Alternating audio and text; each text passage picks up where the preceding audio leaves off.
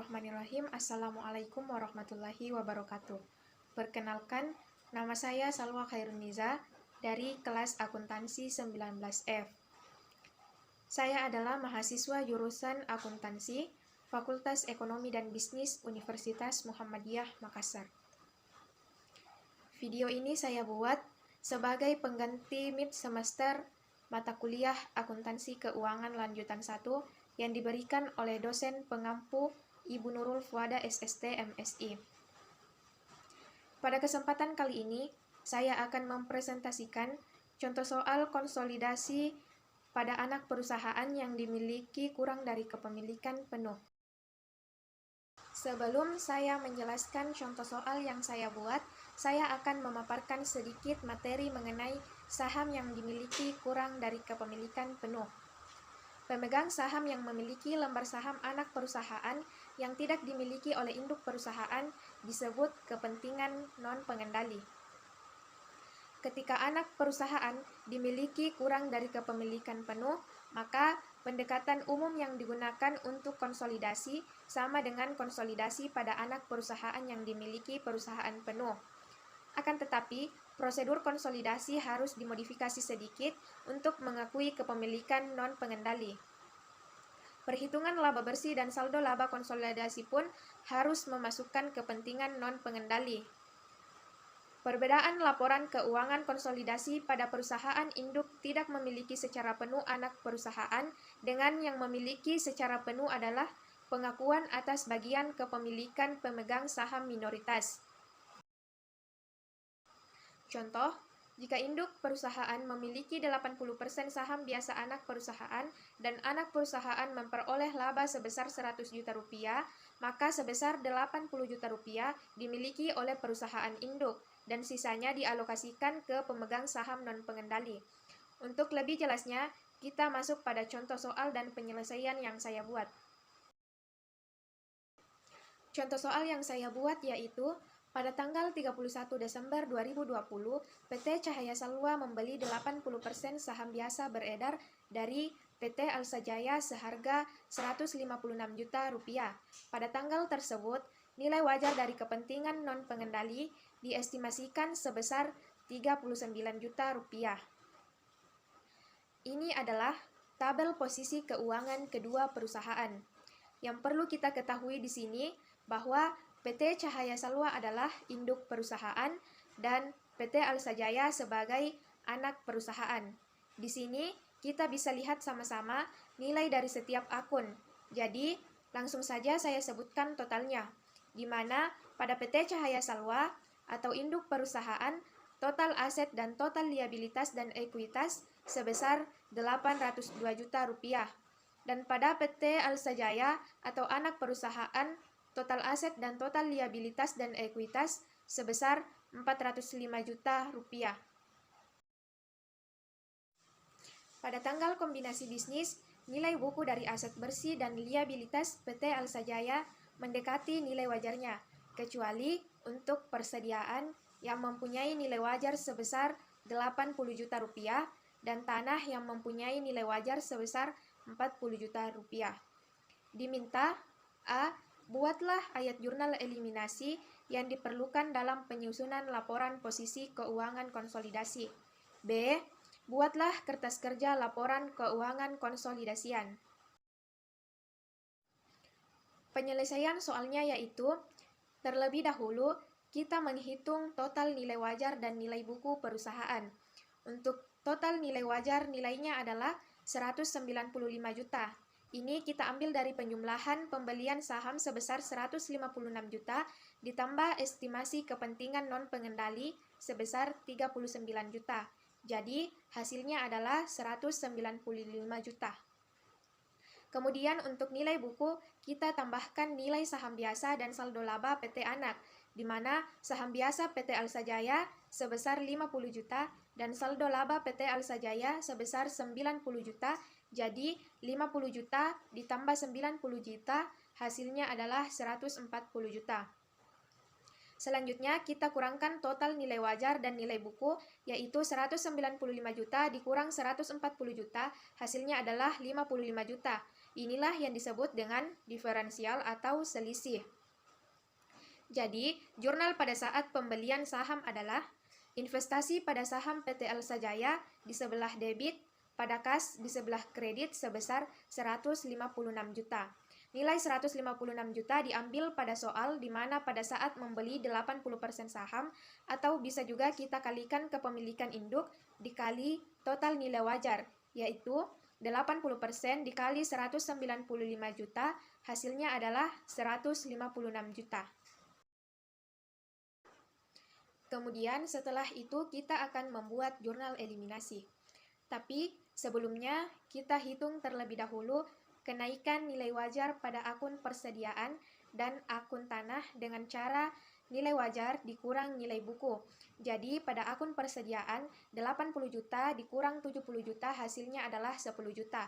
Dan untuk akun tanah 40 juta dikurang 25 juta hasilnya adalah 15 juta. Kemudian setelah itu kita buat jurnal eliminasi. Pertama, kita buat ayat jurnal eliminasi untuk mengeliminasi saldo investasi awal untuk memunculkan kepentingan non-pengendali. Jurnalnya yaitu saham biasa PT Alsa Jaya di sebelah debit sebesar 50 juta, saldo laba PT Alsa Jaya di sebelah debit sebesar 90 juta, diferensial atau selisih di sebelah debit sebesar 55 juta. Pada investasi pada saham PT Alsa Jaya di sebelah kredit sebesar 156 juta, kepentingan non-pengendali di sebelah kredit sebesar 39 juta. Nilai kepentingan non-pengendali diambil pada soal untuk nilai estimasi kepentingan non-pengendali, atau bisa juga kita kalikan kepemilikan non-pengendali sisa dari 80% dikali total nilai wajar, yaitu 20% dikali 195 juta, maka hasilnya adalah 39 juta. Selanjutnya, kita membuat ayat jurnal eliminasi yang kedua untuk mengalokasikan selisih. Jurnalnya yaitu persediaan di sebelah debit sebesar 10 juta, tanah di sebelah debit sebesar 15 juta, goodwill di sebelah debit sebesar 30 juta, pada diferensial atau selisih di sebelah kredit sebesar 55 juta. Nilai goodwill sebesar 30 juta didapat dari nilai di posisi kredit dikurang 10 juta, dikurang 15 juta, maka hasilnya adalah 30 juta. Kemudian, kita membuat kertas kerja laporan posisi keuangan. Format tabelnya bisa kita lihat seperti ini. Di sini terdapat kolom akun, kolom induk perusahaan, kolom anak perusahaan, kolom eliminasi, dan kolom konsolidasi. Pada kolom akun, kolom PT Cahaya Salwa, dan kolom PT Alsa Jaya, kita copy saja tabel posisi keuangan yang ada di soal. Kemudian, kita tambahkan akun yang belum ada di tabel, yang ada pada ayat jurnal eliminasi. Di mana pada sisi aset, kita tambahkan akun goodwill dan diferensial atau selisih. Pada sisi liabilitas dan ekuitas, kita tambahkan akun kepentingan non-pengendali. Setelah itu, kita masukkan ayat jurnal eliminasi yang kita buat sebelumnya ke kertas kerja pada kolom eliminasi. Untuk memudahkan kita memasukkan jurnal eliminasi ke tabel agar tidak terjadi kesalahan atau kekeliruan, kita bisa beri kode misalnya E1 untuk eliminasi pertama, E2 untuk eliminasi kedua, dan seterusnya. Pertama, kita memasukkan nilai jurnal eliminasi pertama, yaitu pada posisi debit saham biasa beredar 50 juta, saldo laba sebesar 90 juta, diferensial atau selisih sebesar 55 juta. Dan pada posisi kredit, investasi pada saham PT Alsa Jaya sebesar 156 juta. Kepentingan non-pengendali sebesar 39 juta. Kemudian kita masukkan nilai jurnal eliminasi yang kedua, yaitu pada posisi debit persediaan sebesar 10 juta, tanah sebesar 15 juta, goodwill sebesar 30 juta, dan pada posisi kredit, diferensial atau selisih sebesar 55 juta. Setelah kita masukkan semua nilai jurnal eliminasi, selanjutnya kita menghitung konsolidasi. Untuk sisi aset, caranya kita tambahkan masing-masing nilai per akun yang ada, yaitu PT Cahaya Salwa ditambah PT Alsa Jaya ditambah nilai eliminasi jika posisinya debit dan dikurang jika posisinya kredit.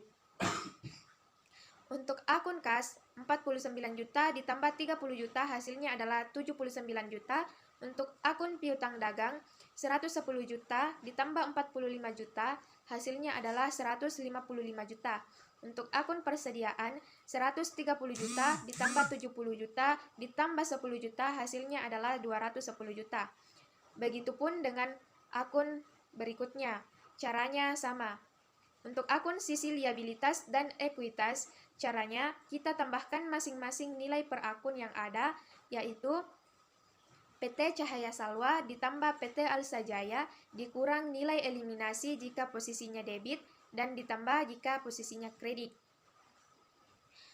Untuk akun utang pajak, 72 juta ditambah 28 juta hasilnya adalah 100 juta. Untuk akun utang dagang, 95 juta ditambah 30 juta hasilnya adalah 132 juta. Untuk saham biasa, 150 juta ditambah 50 juta dikurang 50 juta hasilnya adalah 150 juta. Begitupun dengan akun berikutnya. Caranya sama. Jadi, pada kertas kerja konsolidasi total aset dan total liabilitas dan ekuitas adalah 1.106 juta rupiah. Demikianlah presentasi dari saya, semoga bisa bermanfaat bagi kita semua, terutama bagi diri saya pribadi. Dan apabila ada salah kata dan kekeliruan dalam penjelasan soal, mohon dimaafkan, karena di sini saya masih proses belajar. Billahi fisabilil haq, fastabiqul khairat, wassalamualaikum warahmatullahi wabarakatuh.